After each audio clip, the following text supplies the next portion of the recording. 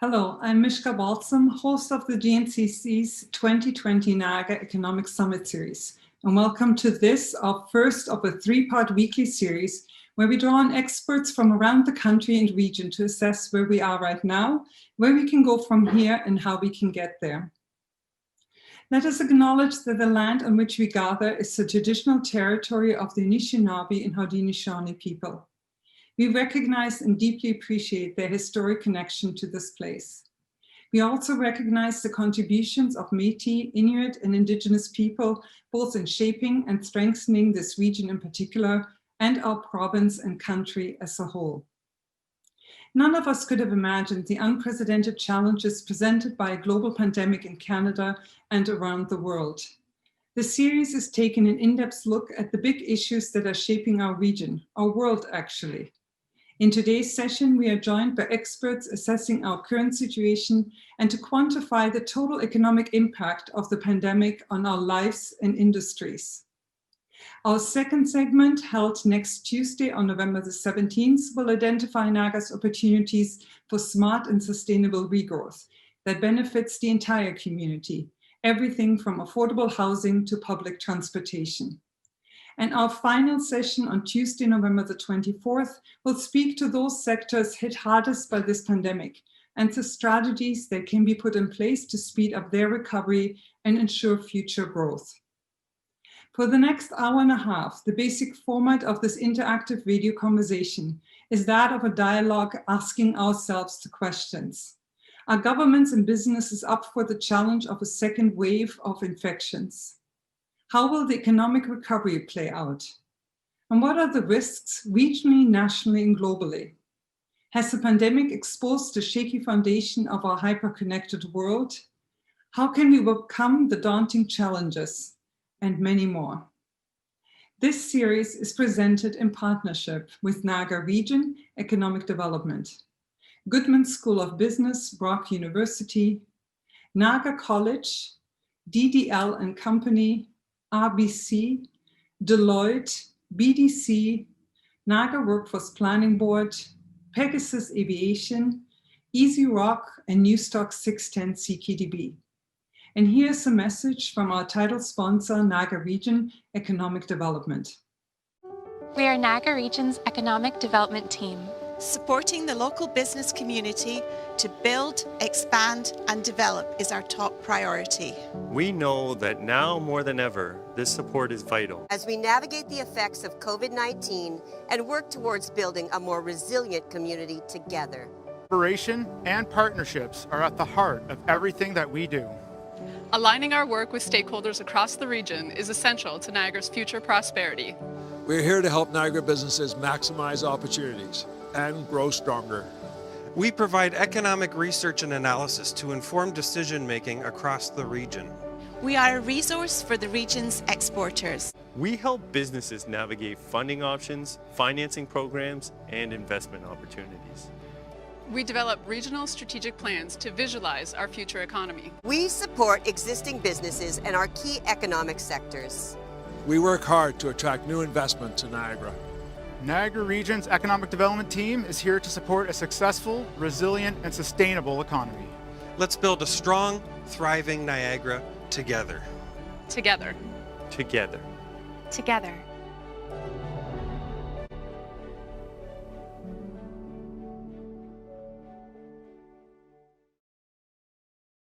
Today's conversation is in the hands of our moderator, Rashmi Biswas, Executive Vice President of Lake & Associates, specializing in leadership and development, team effectiveness, and process facilitation. She's also an instructor at the Center of Innovation, Management and Enterprise Education with the Goodman School of Business at Brock University, a program facilitator with the Ontario Institute for Studies in Education at the University of Toronto, and she's the author of the motivational book, Rash Decisions, Accept Where You Are and Then Be Amazing. She holds degrees from Sheffield Hallam University and Manchester Metropolitan University. But before passing it all over to Rashmi, here is a message from RBC. Well, I had a lady who sent me an email the other day, and she thanked me for saving her life. So that's pretty neat. Hi, my name is John Petrie. I'm the owner and operator of Niagara Trailers, just outside of the town of Niagara Lake. We were approached originally on a Facebook post on our homepage. Is there anybody that could help frontline workers to be able to isolate from their families but stay home and be safe? So really, they can actually live in the trailer. They would go to work, they'd come home, they'd stay in the trailer, but they'd still be able to see their family. They're in great shape. They have furnaces in them. They have hot water, microwaves, small refrigerators. Some even had TVs in them. For isolation units, they actually work very well. Like I have one case where I've got a police officer and his wife is a nurse. They're isolated together in one unit. We've had like paramedics. The local St. Catharines Fire Station, we had another lady reach out to us. She runs one of the long-term care facilities in Hamilton. Her comment back to me was, this virus is not going to get in my facility on my watch. We had the two that actually lived in the car. That was pretty sweet. Like they were, basically crying on the phone when they heard we were going to give them a trailer. The relief when you actually talk to them, they're on the phone. Some of them, it's just dead silence. Like they really don't know what to say. Professional carpet cleaners in St. Catharines, they reached out to us and said, hey, when you get the units back, we're going to come in and clean them, disinfect them for you at no charge. It's pretty neat to have a business that's successful enough to be able to help the community in a time like this. Second generation business going on to the third. The community's been good to us, so we should be good to the community. My dad used to always say, if we got a lemon, you got to make lemonade. So that's what we kind of did.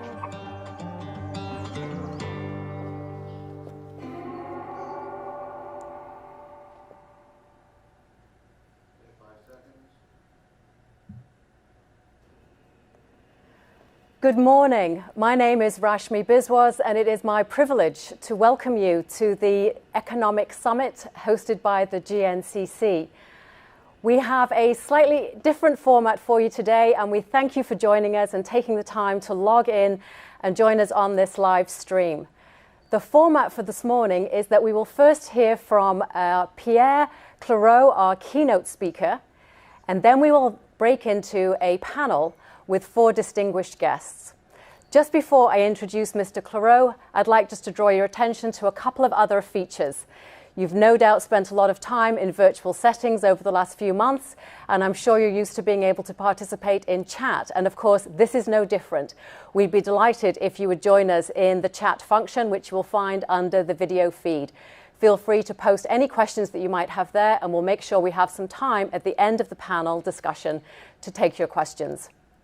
You will also see some polling, and we encourage you to participate in the polling. And as we go through the morning, we will, of course, check in with the polls and report the results to you. So I'd like us to get started, and it is my great pleasure to introduce to you our keynote speaker this morning, Pierre Clareau. Pierre Clareau was appointed Vice President, Research and Chief Economist at BDC in 2012. In his 25 years as an economist, he was Vice President, Business Analysis in the government of Saudi Arabia's National Industry Clusters Development Program and was the Quebec Assistant Deputy Minister for Economic Development, Innovation and Export Trade. He worked for 12 years at the Canadian Federation of Independent Businesses in various roles, including economist and Quebec Vice President. He holds graduate degrees from Laval University and the MIT Sloan School of Management. It's my absolute pleasure to introduce Pierre Clareau and invite him to launch our morning's discussion with his keynote Power Talk. Thank you. Thank you, Rashmi. Good morning, everybody. I'm just going to share my presentation. So my presentation has 2 parts. First, I want to talk about how the economic recovery is happening, and also what should we expect for the next 12 months. The second part is how the pandemic has changed consumer trends. So let's start with the world economy. As you can see from this graph, the pandemic has a huge impact on every economy around the world. China is the only major economy that is going to have a positive growth this year. And the reason for that, they have a strong manufacturing sector that has been back to the pre-crisis level, which is really helping the economy.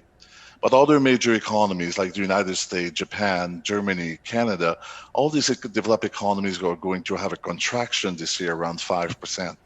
Other major economies are going to do even worse. France, United Kingdom, Italy are going to have a contraction around 10%. So as you can see, COVID-19 is really having an impact on the world economy. The good news is the world trade is actually coming back quickly. We're not back to the pre-crisis level, but as you can see from this graph, it's actually coming back faster than during the last recession.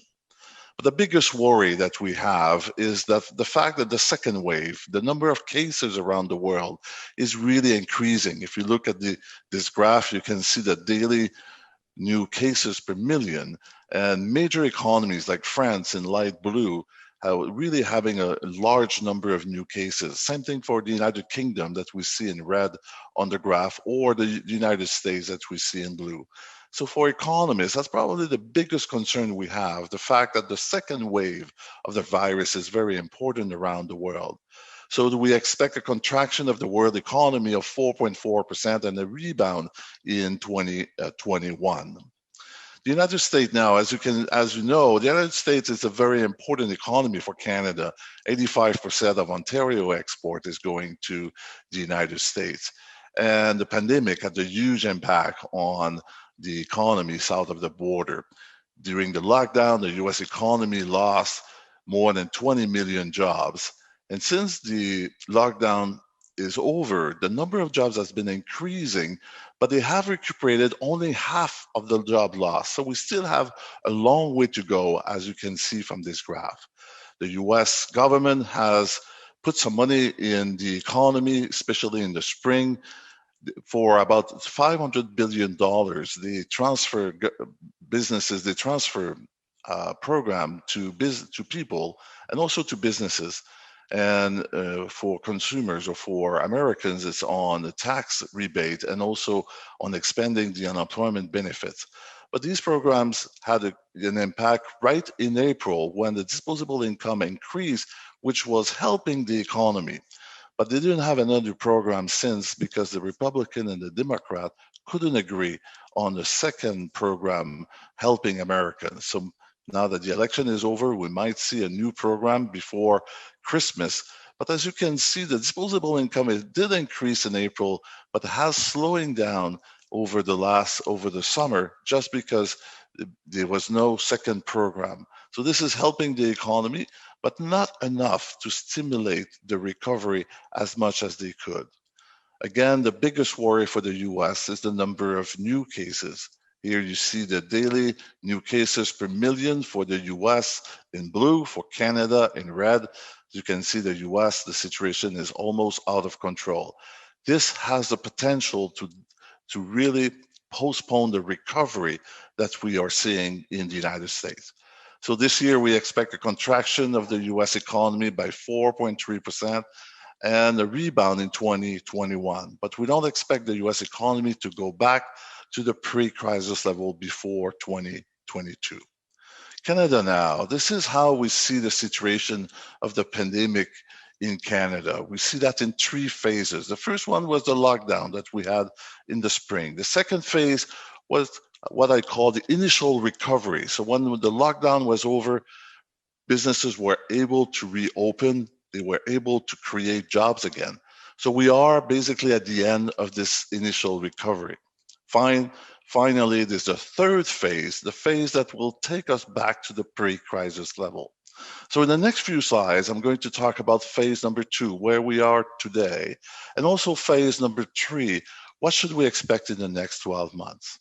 So this is where we are today. During the lockdown, the Canadian economy lost 3 million jobs, but since the economy has reopened, the number of jobs created has been very important. Actually, we're almost back to the pre-crisis level. We are at 97% the level of job in February.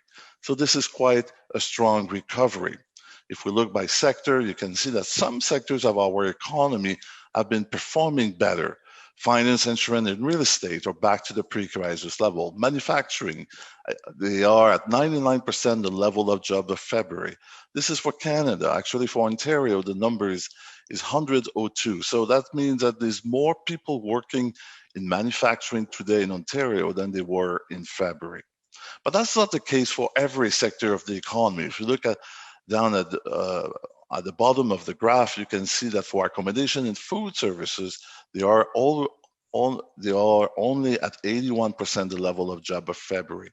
So obviously the restriction on restaurants and also the fact that our border is closed is really having an impact on this sector. But in terms of the initial recovery, Canada is doing actually quite well. We are at 97% the level of job of February compared to 93% for the United States. So the initial recovery has been stronger than expected in Canada, stronger than other developed economies, just like, for example, the United States. And one of the reasons for that is the fact that the transfer from the federal government has been strong. The number of programs has increased, and actually the money spent by the federal government increased by 60% or by more than $200 billion. As a result, the disposable income in Canada has increased by 11%. The disposable income is basically the total revenue that Canadians are getting minus the taxes they pay. So that's basically the money that you have in your pocket. So on the one hand, some Canadians lost revenue because they lost their job or because they're not working as much. On the other hand, they received transfer from the federal government. The bottom line is our disposable income has increased by 11%. Also, as you know, interest rate has been declining very seriously, and the Bank of Canada has already announced they're not going to increase interest rates anytime soon. So the result of the lowest interest rate and also the program introduced by the federal government has really an impact on the economy. The housing start, for example, has been stronger than expected. The graph that you see is all housing starts in Canada, and you can see that during the summer, the number were quite strong. The housing market in general has been stronger than expected. Same thing for the retail sales. Retail sales are back now to the pre-crisis level, and they were back already in July.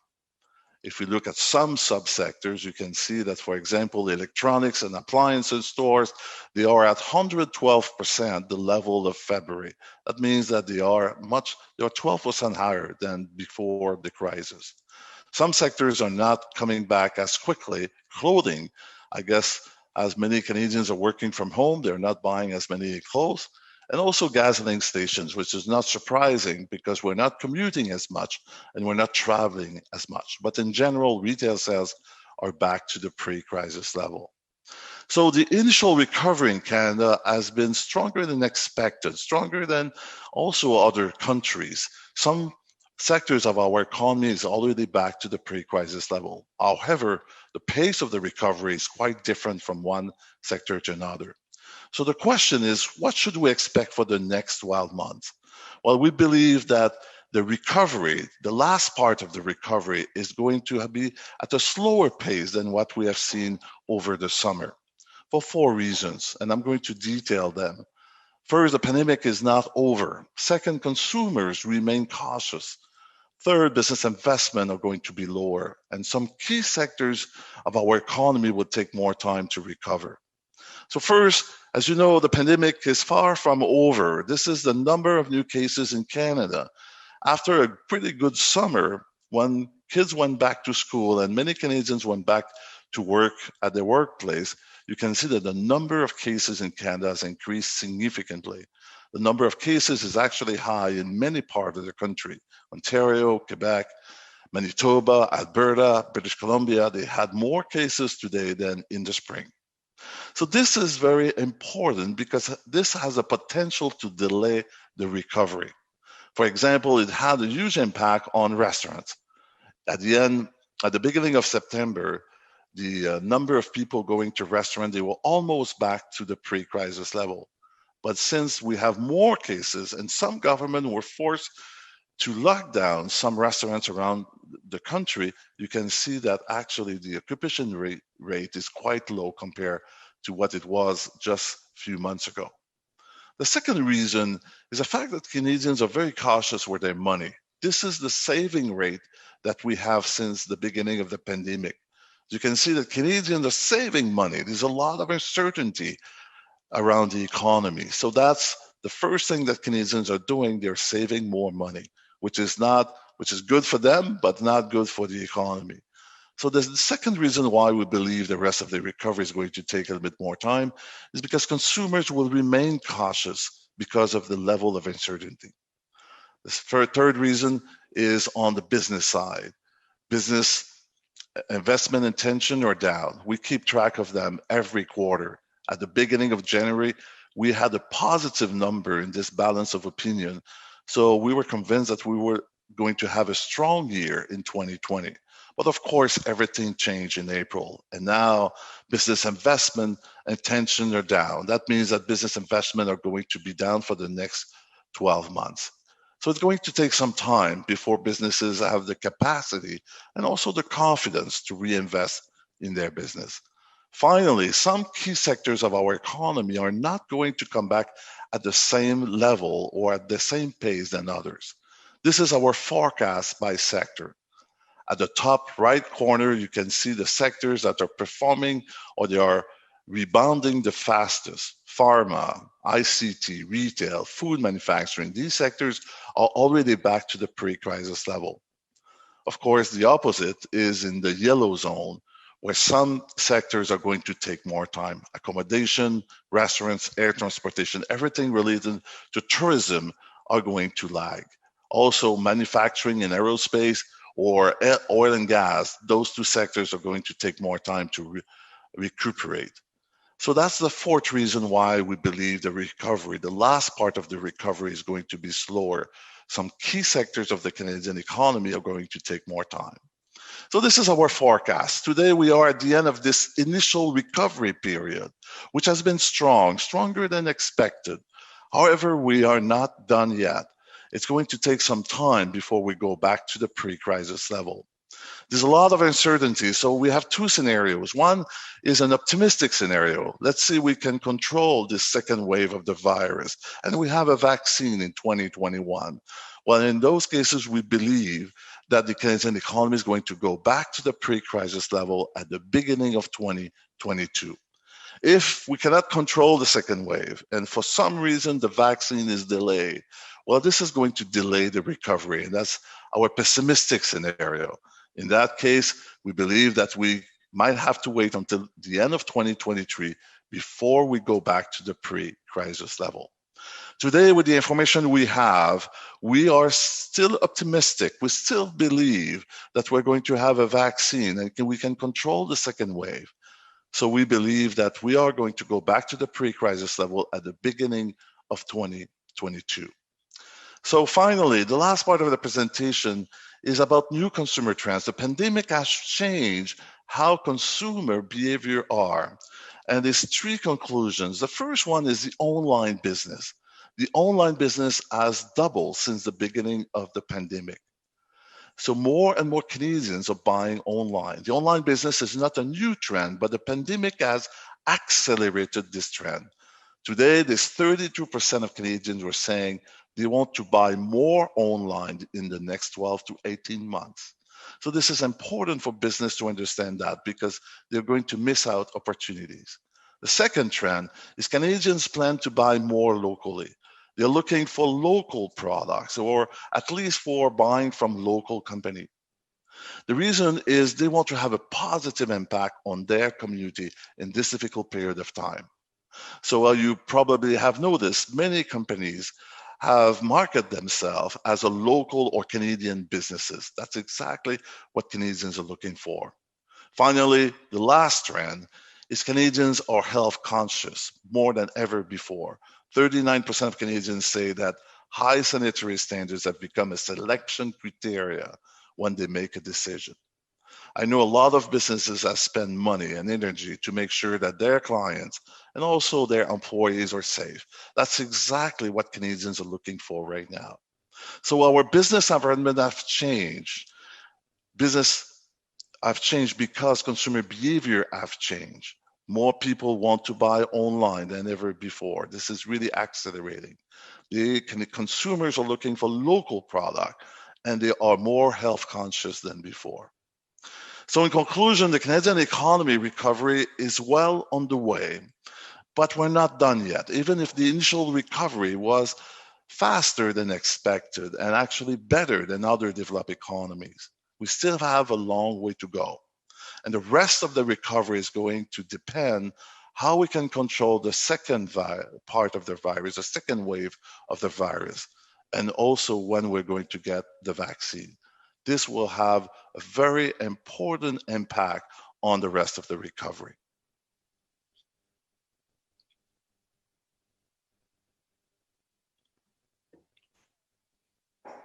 For taking us through the overview and some important insights into the situation that we find ourselves in.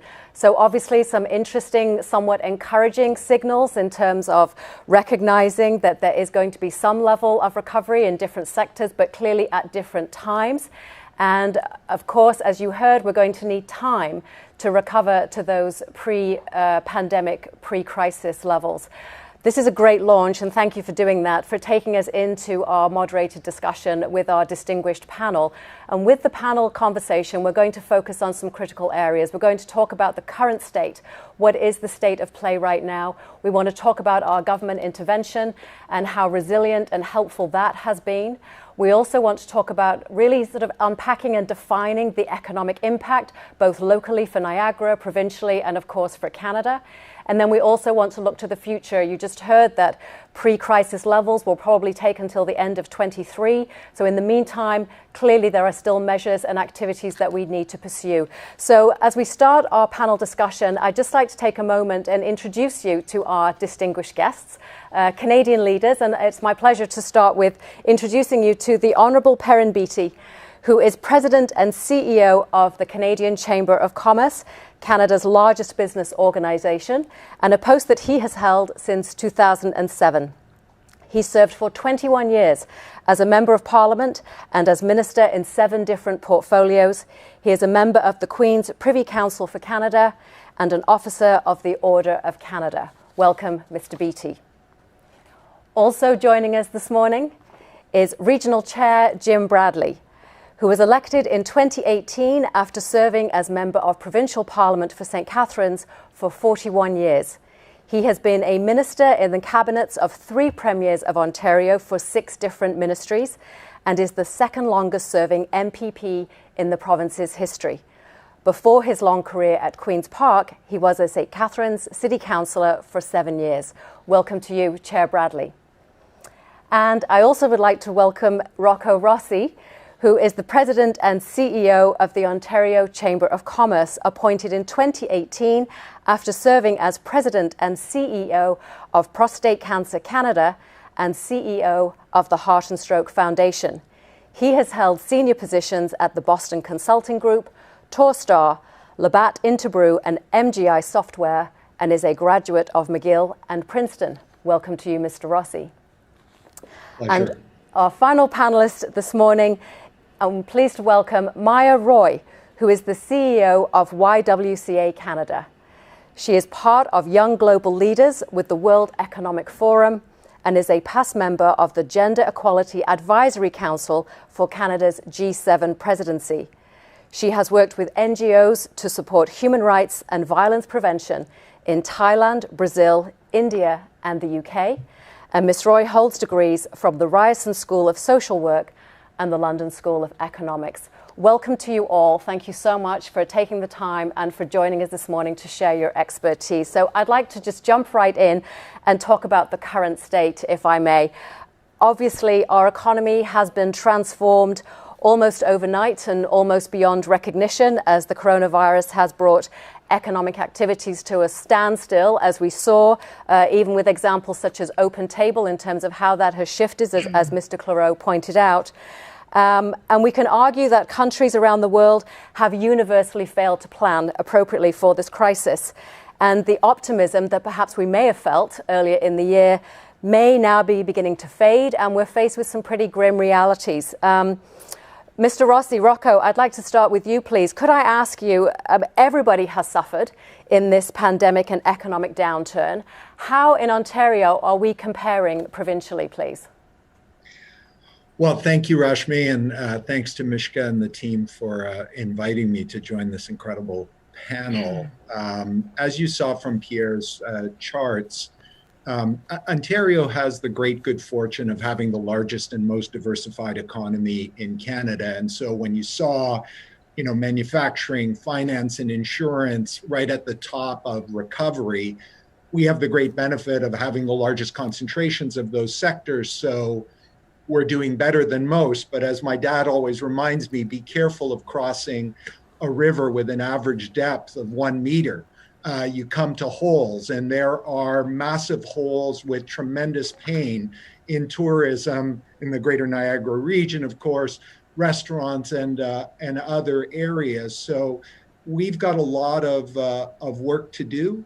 We're so tremendously blessed by having 140 chambers and boards of trade across the province, including led by Mishka right here in GNC, that have made a huge difference working with our colleagues at the CCC to get the policies that are needed.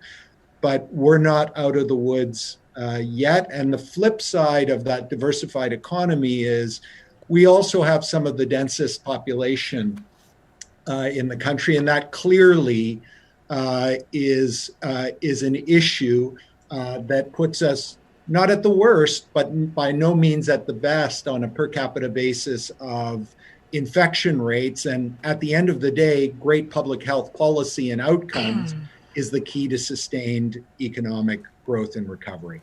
Thank you for that. And I think it's important to recognise the diversification across Ontario. And while that can be encouraging in some areas, of course, it may not be appropriate depending on the region that you find yourself in. So, Chair Bradley, perhaps I could go to you, please. Could you offer a regional comparison? How do you feel that Niagara is faring economically compared to other regions? We have major challenges, I have to say. And Rocco mentioned one in particular, and that is we're very reliant on the tourism industry. So when tourism is booming, we're quite delighted here in Niagara. It's producing a lot of jobs, producing a lot of economic activity, profits for those in the business.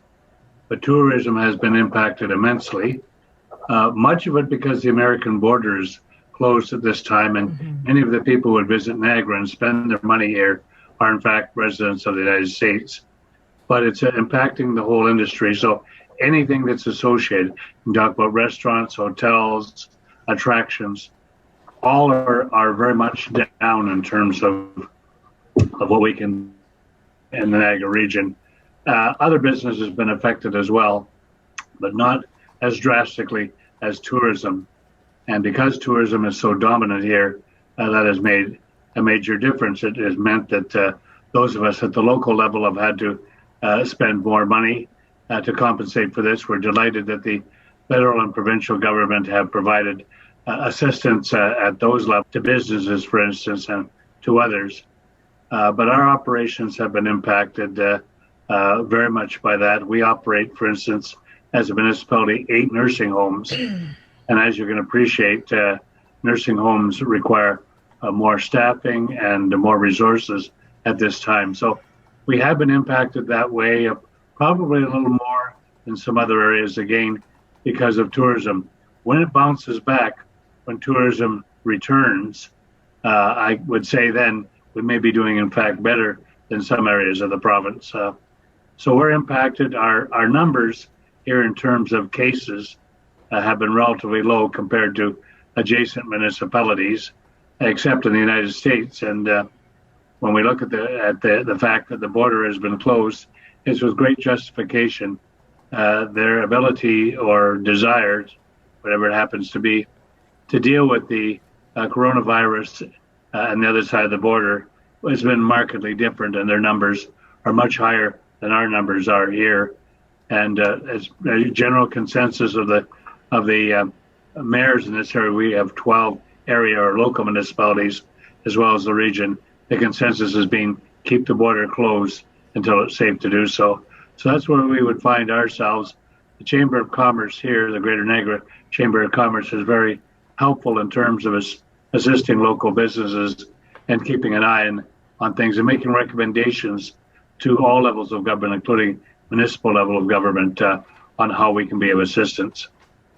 Thank you for that, Chair Bradley. And as you say, it isn't necessarily simply about the kind of industry that it is in a particular region, but also the profile of the population and the demographics within that community as to how we're handling the pandemic. And of course, it is a real myth, isn't it, to suggest that the pandemic has been a leveler, an equalizer. It's been nothing but, really, or anything but.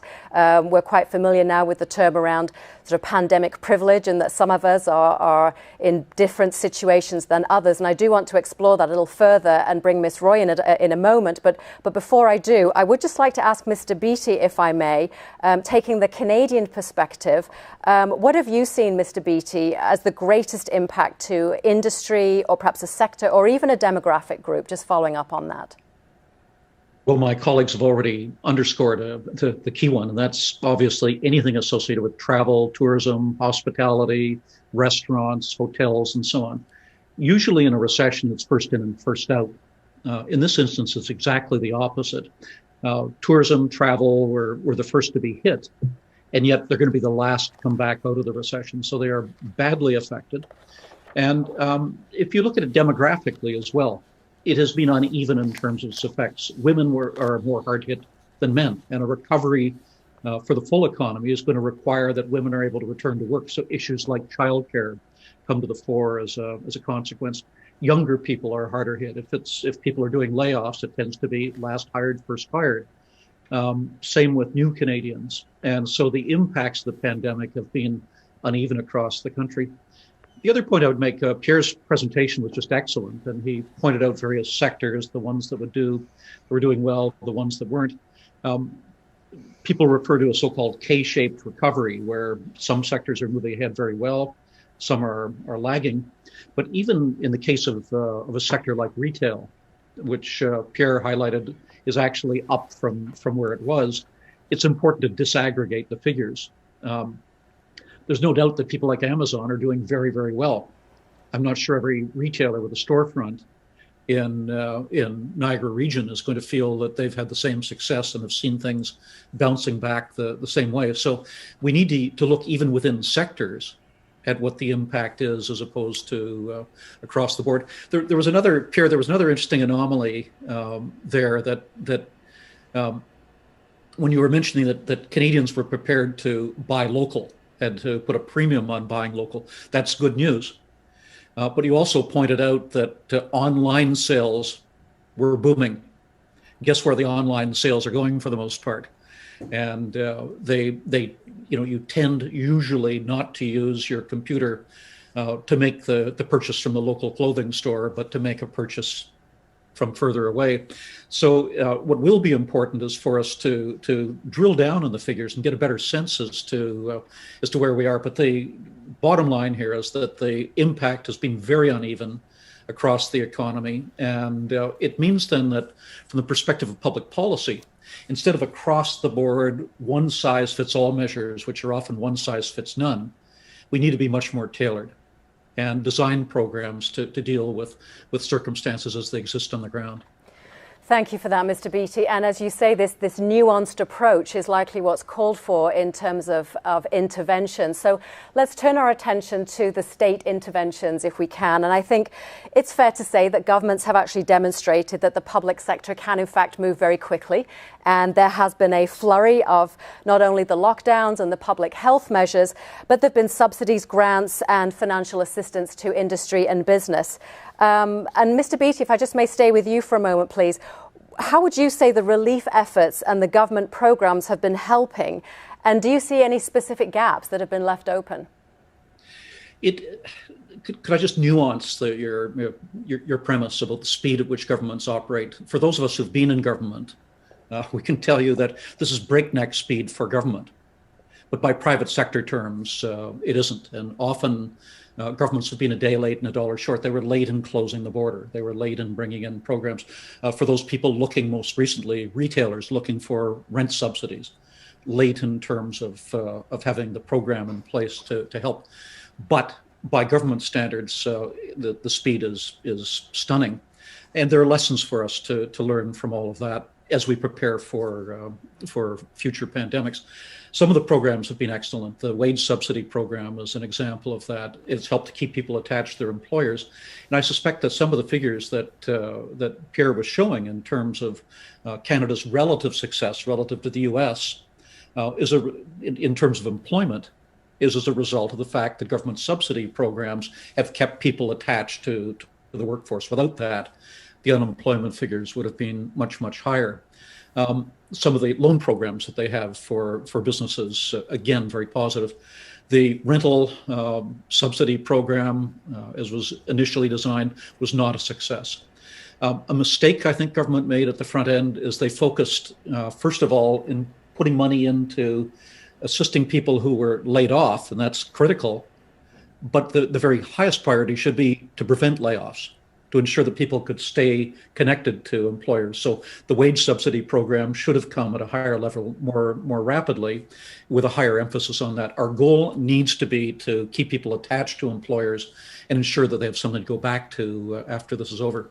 So the story is mixed, but there has been better outreach by government at all levels than ever before that I can remember. And the government has moved in government terms more rapidly than I can remember in previous crises. Thank you for that. And as you say, it is important to recognise the extraordinary speed in which some of these decisions had to be made and then executed and implemented. And we saw that's why I might add why we shouldn't be we're critical of government from time to time that a program has missed the mark, that it was there was a design failure. We are literally designing and building the aircraft as we're flying in it, and programs that would have taken months design in ordinary times are being put together in days. So it's not at all surprising that they have to be fine-tuned and improved as we go along. Yes, absolutely. Was it Chair Bradley who was trying to make a comment at that point? In terms of what we can do, for instance, to assist business and the general operations, we're quite limited. As you know, our only source of income, or our primary source of income, is the property tax. And we are not able to really find other source of revenue outside of appealing to the federal and provincial government. We've done that. We have been able to waive some late payment fees, for instance. That's been very, very helpful. But we're really not able to say to people, you don't have to pay your taxes at all, because our operations have to continue. I want to pay a compliment to both the federal and provincial government and call of municipalities for assistance. It has meant that the somewhat drastic increases in expenditures that would be reflected in an increase in property taxes will not have to happen as a result of the intervention of the federal and provincial government. We were among the last to be considered, but when the funds started to flow, we recognized that, for instance, in our area, probably $80 million, if you put together both the local municipalities and the regional municipality, was what it was going to cost us. And we undertook some mitigation measures, as we were able to do. But if you look at the regional level of government here, virtually all of our services are mandatory and ongoing. So let me ask you, Chair Bradley, have you had to cut services and/or staff and programs? We actually redeployed people. We did not actually make those cuts. Local municipalities were able to do so. If you're operating an arena or a park, thing of that nature, and they're closed down, obviously their employment levels are lowered. But when you're delivering ambulance services, police services, public health, where the increase is significant, long-term care, those kind of services, operating the sewage treatment plants, water treatment plants, you're unable to cut those. But we were able to redeploy people to go into the nursing homes and other areas. In addition, about 200 of our employees left for a variety of reasons, either for other opportunities or they couldn't get childcare, for instance. So they have their own volition left. But we did take some mitigating measures. And we're just not in the position. KPMG did an assessment of the services we provided and said only 8% of the services provided by the region were in fact discretionary. 92% were mandatory.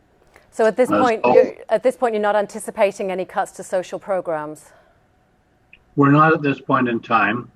We're mandated by the provincial government to administer those programs. And of course, the demands have been greater because people are having a very challenging time now as individuals, same as businesses. Yes. So we're not anticipating those. And we're hopeful that as we go into 2021, the senior levels of government will continue to provide some assistance to get us through this very difficult time. We hope eventually, of course, to be back to normal, but that will be a while yet with all the predictions we have to have. Yes. I'm very happy to hear that, Mr. Bradley, because I think one thing with this pandemic is the pandemic is very much showing what was already broken in society. So one of the things we've seen at the YWCA is that increase for services have gone up anywhere between 20 to 40%. Rates of domestic violence have increased. Hate crimes have increased in some parts of Canada over 600%. What I'm seeing, for example, and thank you very much to Mishka for inviting me on this panel, my colleagues at the Niagara YWCA have been very focused on providing made in Niagara, made in Canada solutions. So for example, we know that in times of economic crisis, rates of homelessness, structural poverty, and sexual exploitation and human trafficking increase. So for example, my colleagues have actually developed a 24-hour safe house, and we're seeing young people as young as 15. 5 to 6 young women a month who are essentially leaving situations of human trafficking. So, for example, I think the work that the region is doing with Mr. Bradley, my colleagues at the Niagara YWCA, are actually working with first responders to train them to recognize the signs of human trafficking. So there's absolutely the economic impacts, but then there's the social impacts as well. And when you look at, for example, for those of you who are working with investors in Singapore, Singapore as a city-state, very early on in the pandemic, they were able to control the first wave and the second wave. But what they forgot about was actually the most vulnerable in their community, migrant labor from Bangladesh and Sri Lanka. And then they actually found that their second wave pandemic control methods, basically COVID cases started to peak because they hadn't considered who was the most vulnerable and how that actually impacted COVID rates. So I think the discussion we're having here today and really talking about some of the most vulnerable community members and how it's impacting them is very important, because we're all in this boat together. And as we see with COVID, it's not just contagious. It can actually, the structural poverty and violence below the surface can actually increase COVID rates. So for this reason, the United Nations is actually referring to the shadow pandemic. So the shadow pandemic of gender violence and structural poverty that's also driving COVID rates. Thank you, Ms. Roy, and I appreciate you contributing to that from a social and economic perspective, because we can't really separate the two at this point. I mean, this is all part of the fabric of our community, and Chair Bradley even made the comment that some employees hadn't returned to work for a childcare issue. So we're seeing the striking inequities in terms of how the pandemic has impacted people economically and, of course, socially. And, of course, the YW Canada brought out a remarkably detailed and well-researched document, the Feminist Recovery Plan, in partnership with GATE at Rotman at the University of Toronto. And I know that Niagara is paying attention to that. And I know also that Ontario Chamber brought out the She Recovery. So there has been some really thoughtful, mindful, deliberate work in this area. If I may ask you, Ms. Roy, as a follow-up, do you feel that the Feminist Economic Recovery Plan has been adopted in different municipalities or different cities across the country? I think the pandemic is giving us an opportunity to build back better. It was very much like all reports, it was food for thought and to start a dialogue and a discussion. So that's why I'm very glad that I'm able to be here today. So when the Canadian Chamber of Commerce is talking about not just doing a one-size-fits-all approach to actually acknowledge that the pandemic is hitting women harder, it's hitting newcomers harder, I think that's really important. And we saw that. We saw, for example, even with the initial recovery that Pierre was showing in his slides, 70% of the jobs lost in March 2020, it was actually women. But then we saw in May that men's jobs were actually coming back at a faster rate than women's. So men's jobs were returning in May 2020 at 2.4%. And for women, it was much slower recovery. It was actually at 1.1%. And that's really for two reasons. The first reason is lack of access to childcare, as has already been noted. Both RBC and Scotiabank have released reports indicating that because of the lack of a universal, affordable federal system of childcare, women's workforce participation rates have dropped to rates not seen since the early 1980s. So in terms of a talent pipeline issue for businesses, that's certainly impacting women. We're also seeing that women newcomers tend to work in occupations that are hit harder by the pandemic. So what we refer to as the 3 Cs, care work, cleaning, and customer service. Those are not contactless professions. And whereas, for example, in the 2008-2009 recession, jobs were able to come back faster, with the pandemic, we also know, for example, whether it's a hair salon or as you know, the slides were showing around retail versus bricks and mortar businesses, all of those jobs have been lost and are unlikely to return. We also see rates of automation accelerating.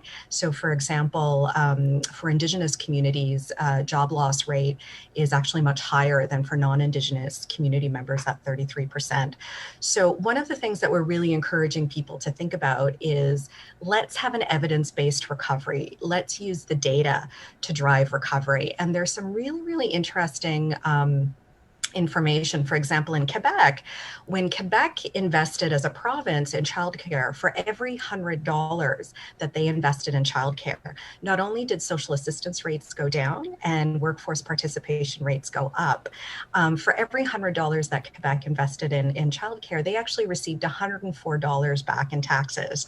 And the federal government received an additional $34 in tax revenue base increase. So that's really interesting. And I think, you know, it's important to look at the data, as you say, and look at the numbers. Yes. And actually, I want to bring Rocco into this conversation, please, because as we talk about recognizing that we've had something of a rebound, but now we seem to be slowing down and there's a slower pace of recovery, is there an appetite for further spending, Rocco, do you think, from a government perspective? Is there capacity for government budgets at different levels? What do you think is going to be some of the outcomes, perhaps, of future spending if we're not able to pursue? Well, and those two aspects of that question are the important ones. There's certainly a will. There's a demonstrated will. We are leading much of the world in terms of the amount of spending as a percentage of GDP that we've been doing. The question becomes around capacity, and my colleague Perrin Beatty has been a leader on the notion of the need for some kind of fiscal anchor as we think about it, because ultimately we're going to have to move from an economy of subsidy, and to be clear with the charts that Pierre was showing, a big part of the reason that the numbers were showing quite well was government spending.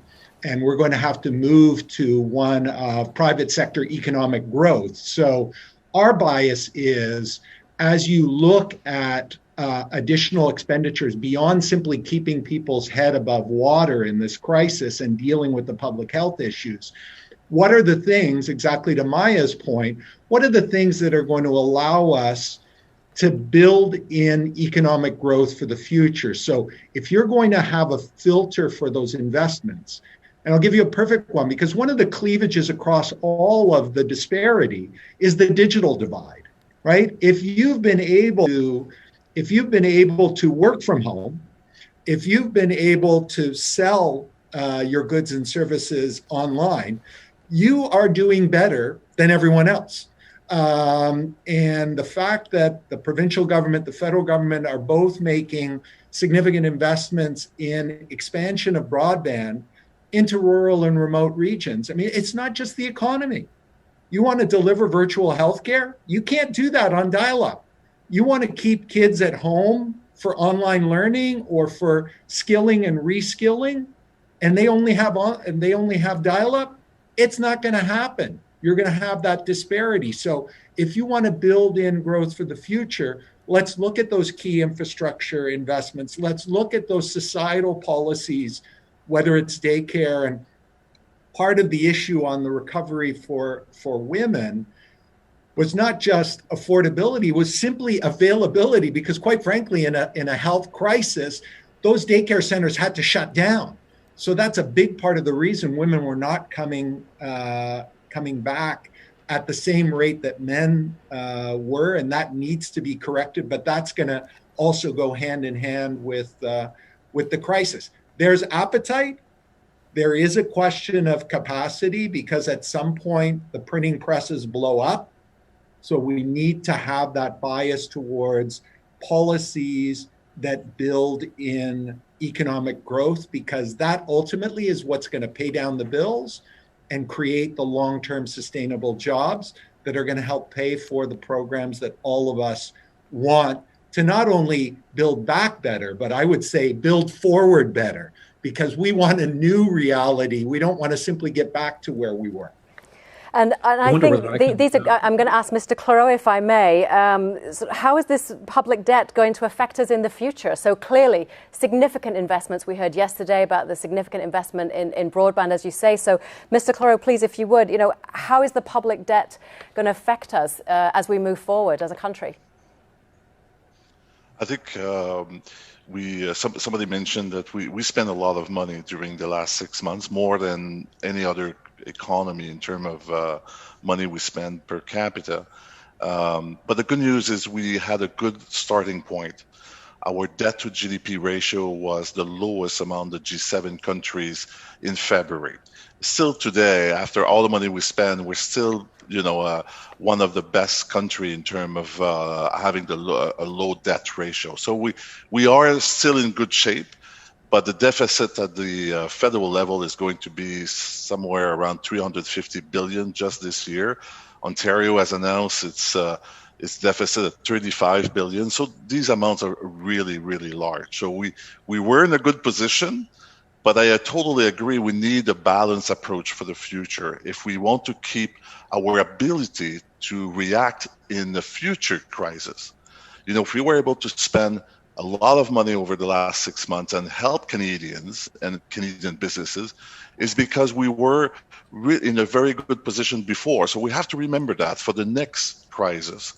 So we need a balanced approach between helping Canadians, helping the economy to recover, but at the same time, having a plan to rebalance our budget in the long run to make sure that we are prepared for possible another crisis in the future. So I don't think any government will do it rapidly, would be having a negative impact on the economy. Nobody wants to do that. But we have to think about a long-term plan about reducing our debt in the next decade. Thank you. Mr. Beattie, did you want to comment? Pierre put his finger on the key criterion here. We need a plan. We don't have a plan today. And we are faced now with a $1.2 trillion debt as a result of this. And this is the floor. It's not the ceiling. We'll find with each successive budget that debt is going to be growing. At this point, we have no strategy for putting our fiscal house back in order. So as we look at new programs, Rocco absolutely correctly stressed the point that in terms of the emergency spending that is being done to help people and help businesses make it to the other shore and survive, it's critical that be there, and we strongly support that. If we're talking about new structural spending, recurring spending year after year, We have to look at that. And the question we have to ask ourselves is, if a program was unaffordable in February because the government didn't have the money then pre-pandemic, how does it become affordable now, $1.2 trillion later? So we need a strategy that sets out how we get our fiscal house back in order. The key element of that is that we have to move away from a subsidies-based economy to one in which there is growth again, in which the activity is taking place in the private sector. We can't borrow our way back to prosperity. We're going to have growth and investment to be able to do that. So in the short term, yes, let's take whatever measures are necessary to be able to help people survive, but we need to have that recovery strategy that we don't have as yet that will allow us to reopen the economy safely, with the emphasis on safely, as rapidly as possible, and to move to a more normalized. And Maya made the point very well as well about the social impacts of the pandemic and of the lockdowns that we're enduring. We're all tracking very closely what's happening in terms of spread of the virus, as we should, in terms of death rates, hospitalizations, and so on. What we're not tracking as closely is, what about the rates of family violence, of suicide, of the problems of cancers coming into hospitals late because people haven't been able to go in earlier. And so we need two strategies. One is a strategy for recovery and to get our house in order. And the other is a national COVID management strategy. And it's interesting to see that in the United States, the very first thing that Joe Biden has promised is a national COVID strategy. We need one here to manage the disease as opposed to simply responding to it. And I think your point about investments is really important, because it's also not a zero-sum game in terms of trade-offs. We know that investing, for example, in the care economy can actually create jobs. Canada and the US are the only OECD countries that do not invest 1% of their GDP in childcare. We also see very good economic forecasting coming out of the UK, indicating that if they invest 1% of their economy, of their GDP and care work, it actually creates 2 million jobs and increases employment rate by 5%. So I think there are some really interesting ways that we can actually invest in the social side of things, but that will also drive prosperity. And investing in childcare is simply one of them. Social procurement is another, especially for diverse minority entrepreneur business owners. And Maya, we should have, as an example, in the short term, we got through the first wave. We should have been pouring money into protecting the most vulnerable in our society to prepare for the second wave. It is going to cost us in human lives, and it's going to cost us in dollars that we didn't do that. So on that note, can I ask, when we talk about the recovery that we've seen, or the slight recovery that we saw some strength in the summer. Ms. Roy, if I may ask you, did the vulnerable populations benefit at all from any of that rebound that we saw? Unfortunately not. Perrin made a very good point around other health impacts. So for example, for community members, we actually saw at YWCA shelters, we saw opioid overdose rates triple in some instances. So that really tragic intersection of poverty and trauma and mental health. The social isolation of quarantine is not making that better. We're also seeing women's jobs come back much more slowly. We're also seeing in this really exciting global reckoning around anti-racism and Black Lives Matters, where, you know, one of the positive pieces that we are seeing is that investors are asking firms and charities to do better. So it's very interesting for us as an organization trying to connect Indigenous women to the labor market. It's always been very challenging with racial discrimination. When you look at the CFL franchise and the fact that they had a racial epithet in their name in 2020, that should be unacceptable for any brand to have a pejorative racial slur in the actual brand. But it was actually investors that asked the CFL franchise to do better. And once Boston Pizza pulled out as an investor, there was this whole domino effect. So I think, you know, going back to Pierre's slides, The demographic changes that we're seeing in Canada are also driving investor behavior and consumer behavior. Indigenous youth and newcomers are two of the fastest growing demographics in the country.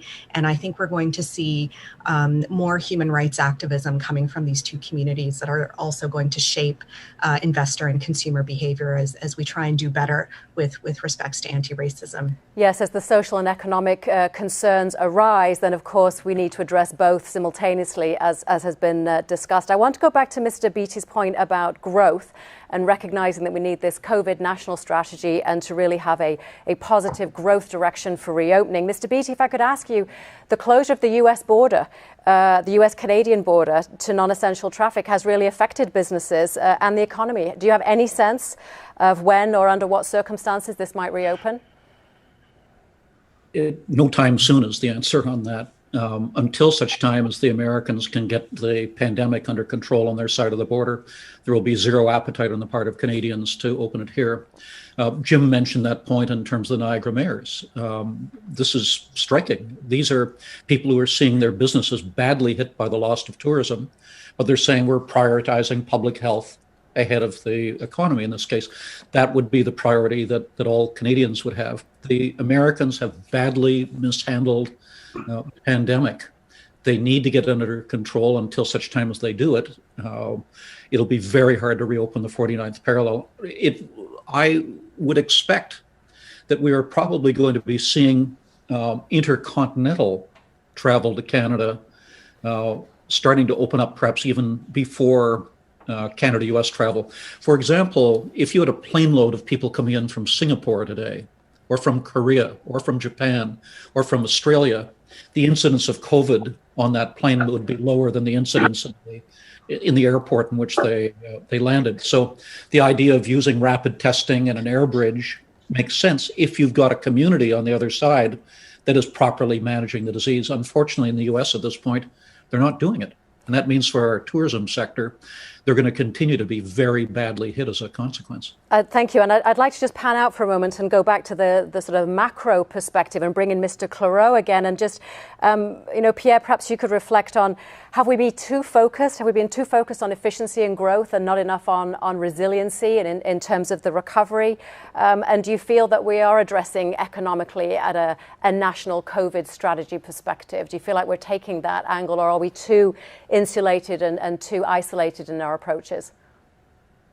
I'm not sure. I think the obviously for the last 6 months, the focus was on to really deal with this emergency we had.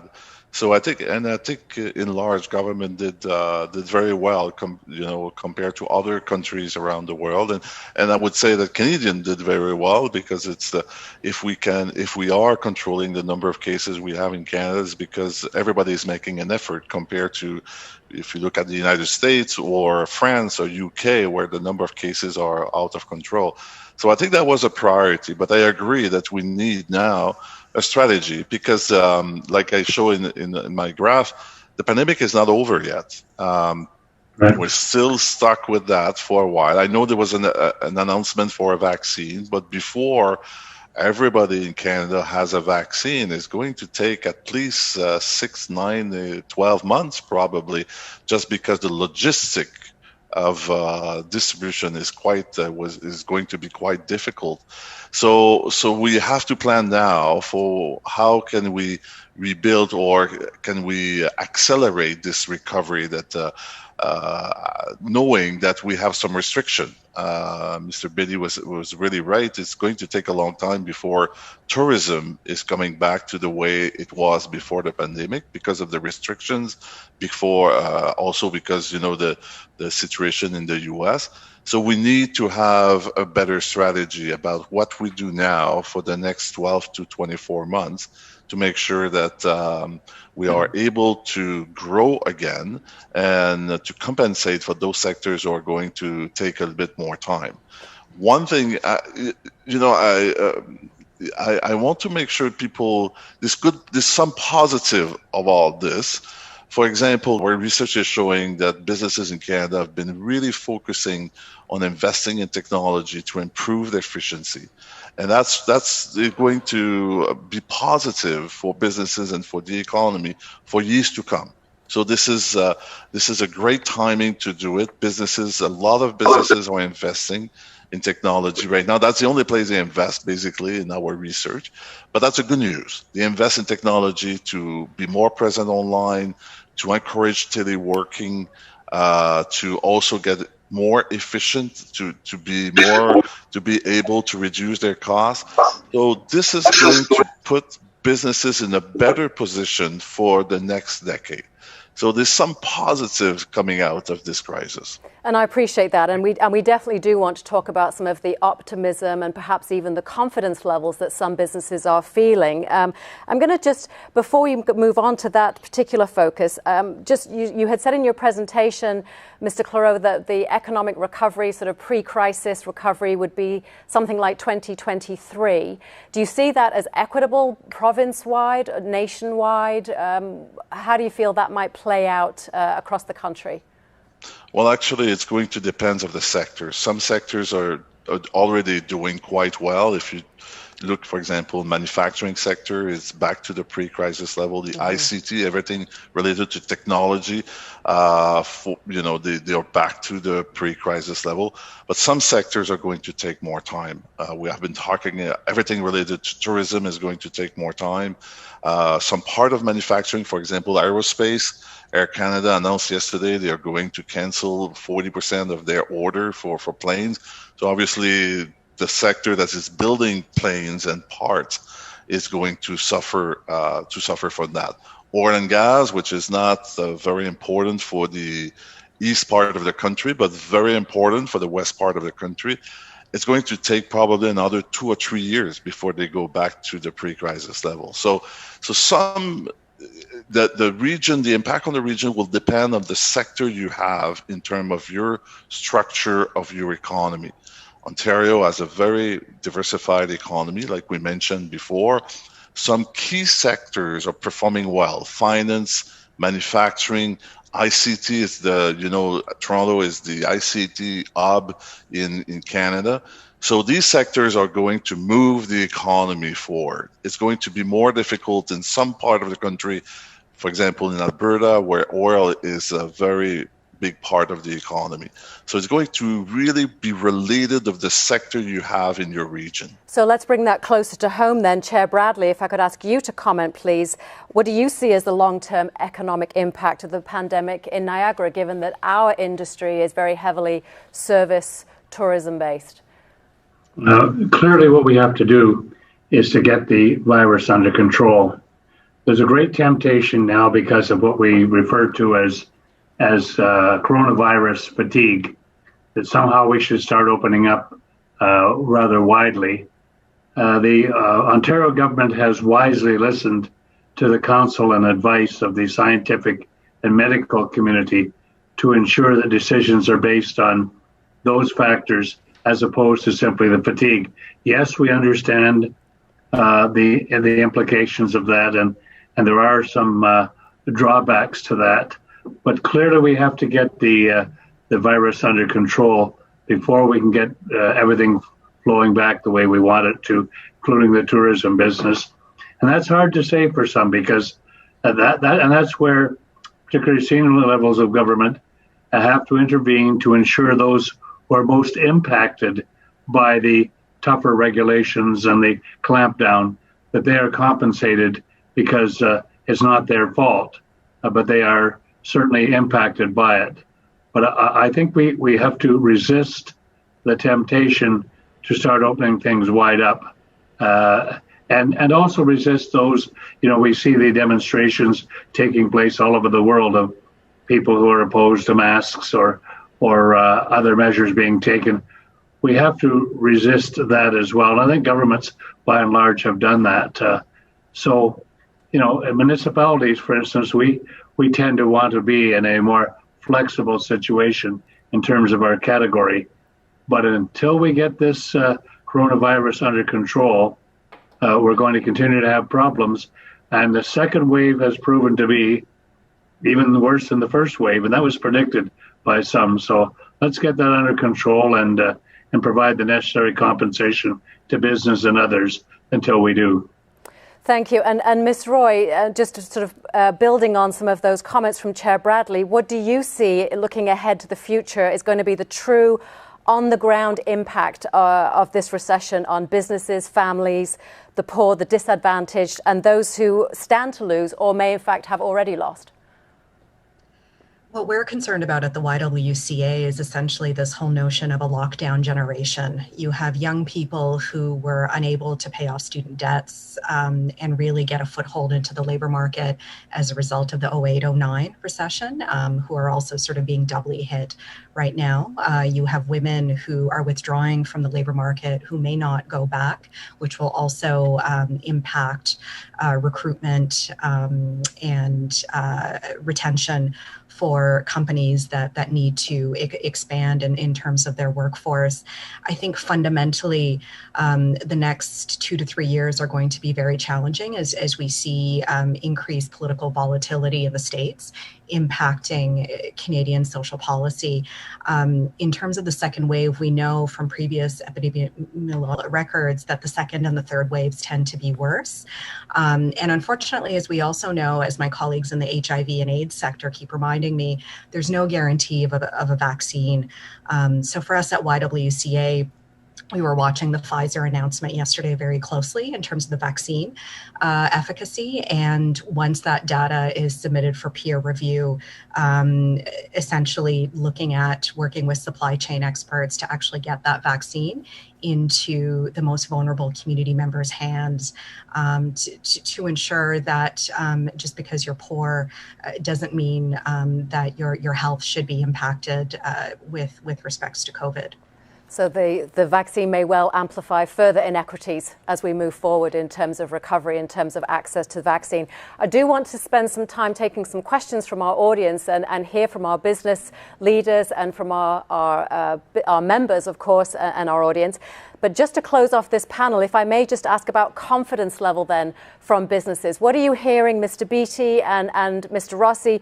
What are you hearing from businesses in Canada and then again in Ontario about how confident they're feeling about the future? Mr. Beattie, if I may start with you, please. Confidence in Canadian businesses right now.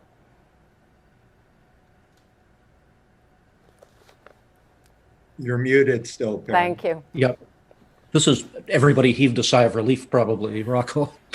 In the short term, confidence is low. The polls show it, and anecdotally, when you talk to people, they're worried about what this second wave will mean, how long it will last.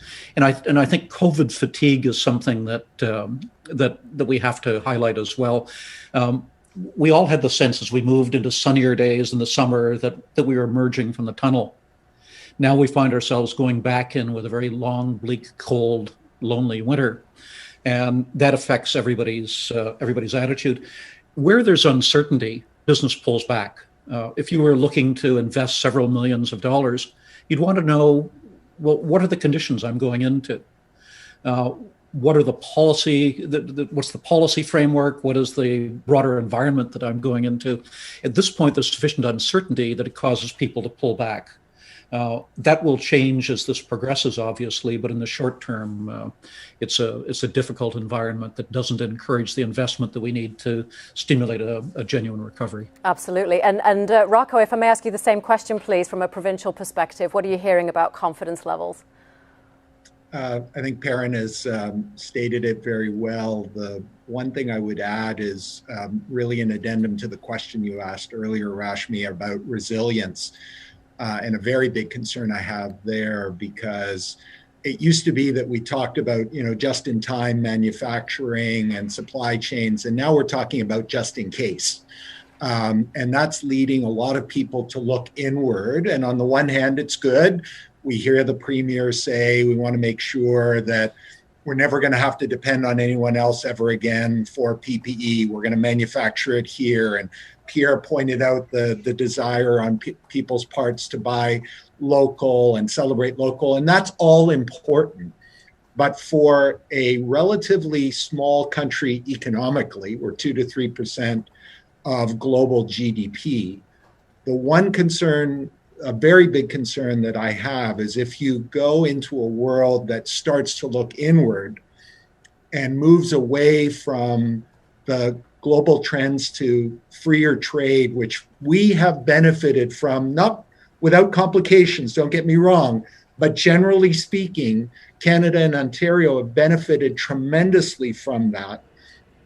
That is a big concern that we have going forward to a world that may close down because of the reaction to the crisis.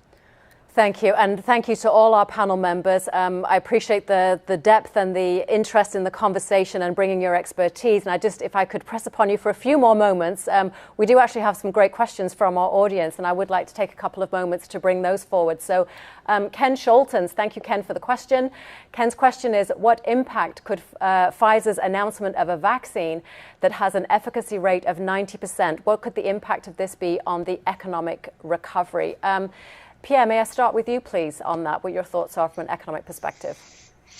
Well, I think it's positive, and we saw, the stock market reacting very positively. But, it's just one announcement. And like we said a little bit before, the pandemic is not over. And first of all, it's not guaranteed that this vaccine is going to work. And also the logistic of distributing this vaccine is quite complex. But it's a good news, and there's going to be other good news. Other teams around the world are working on a vaccine. So personally, I'm not an expert, but I'm quite optimistic that we're going to have a vaccine in 2021, and we need that. We will not have a full recovery before we have a vaccine, because the restriction on some sectors are going to stay until we have a vaccine. So we need a vaccine before we have a full recovery. Thank you. And I would like to bring in one more question from Al McKay. Thank you very much, Al, for your question. In the light of the crisis, has the regional chair revisited the idea of running the region differently? Chair Bradley, this is for you. For example, service delivery, number of politicians, tax increase. We have had unprecedented cooperation between the municipalities within the Niagara region. The mayors, for instance, along with myself, keep in touch by a conference call, and our CAOs are all working together. So there's been, I think, an unprecedented effort to work together as municipalities to achieve the goals that we want to. And we have made, where it's been possible, we have been able to reduce some of our expenditures. We've also been pleased to, as I say, work with the federal and provincial government in other areas. In terms of the number of politicians and things of that nature, that really hasn't impacted what we are doing at the present time. Again, the regional council is working exceedingly hard on this, the committees of council. But I do want to say that we've had an effort on the part of the CAOs to find areas of common interest where we can find any efficiencies. We're doing that regardless of the COVID-19 crisis that we're confronted with, but certainly that has accelerated our efforts, and I'm very optimistic that we will see benefits from that particular effort. And that's great to hear and encouraging that you're getting such good cooperation. Thank you for your comments. And I just wanted to take another question from Emily Kovacs from the Niagara Folk Arts. Thank you, Emily, for your question. And it is, the pandemic has clearly demonstrated racial, gender-based and structural inequalities as it relates to people of colour, immigrants, Indigenous peoples and Black communities. How can the Economic Summit leverage their leadership obligations to fight for social and economic justice for equity-seeking groups? Ms. Roy, might I first ask you to respond to that question? Absolutely. Thank you, Emily, for the great question. I think it's about actually asking vulnerable community groups and including them in your user journeys. Work with them to test solutions. We have the solutions. We've been thinking about them and doing the research and collecting the data for decades. But absolutely, this recovery is not a full recovery unless people of color, people living with disabilities, and Indigenous community members also benefit from recovery efforts. I just very quickly around the Pfizer announcement, because I have a clinical health background and was on the front lines of SARS, something very important to remember is none of the Pfizer data has actually been submitted for peer review. So I think it's let's be cautious as we wait for peer review of the data. We still also don't know how long the vaccine actually lasts. So we might be very similar to a situation like the flu vaccine, where we have to get a COVID vaccine on an annual basis or every 6 months, depending on efficacy. So absolutely, it's challenging as business leaders as we navigate this new world with all of the moving parts. Yes, and an important caveat. Thank you for that. I do want to just reflect one of the poll questions. We asked our audience if their organization had been harmed by the pandemic and economic downturn. Only 13% said no. So we have 87% reporting that somewhere between some impact and a good deal of impact. Yes, in fact, this of course has affected everybody significantly in economic terms. The other poll results will be shared with the audience via email, so we thank you for taking your time and for contributing to that. And I just want to thank you, our panel, for your intellect, your expertise, your depth and breadth of knowledge, and for sharing that with us this morning and guiding us through and helping us navigate this very difficult time. So Rocco Rossi, thank you. Pierre Claroux, Mr. Beattie, thank you. Maya Roy, and of course, Chair Bradley. It was wonderful to have you with us, and we truly appreciate you helping us start the Summit Series in such a positive and important way. And thank you to our audience. And before we finish, I would just like to hand back to Mishka Balsam, our CEO at GNCC here in Niagara. This concludes the first of a three-part series. I want to thank our moderator and panelists for approaching today's discussion with substance and insight, a real treat of a dialogue that opens our minds to the forces that will shape our recoveries. Thank you, Rashmi Biswas with Lake & Associates, Pierre Claroux with BDC, Jim Bradley, Chair of the Niagara Region, Maya Roy with YWCA, and my chamber colleagues, Perrin Beattie with the Canadian Chamber of Commerce and Rocco Rossi with the Ontario Chamber of Commerce. This dialogue was made possible by our partners, Niagara Region Economic Development, Goodman School of Business, Brock University, Niagara College, DDL & Co., RBC, Deloitte, BDC, Niagara Workforce Planning Board, Pegasus Aviation, and Easy Rock News Talk 610 CKTB. To all participants, thank you for being part of today's session. Please join us next week for the second session, and the link can be found on our site, gncc.ca. Thank you.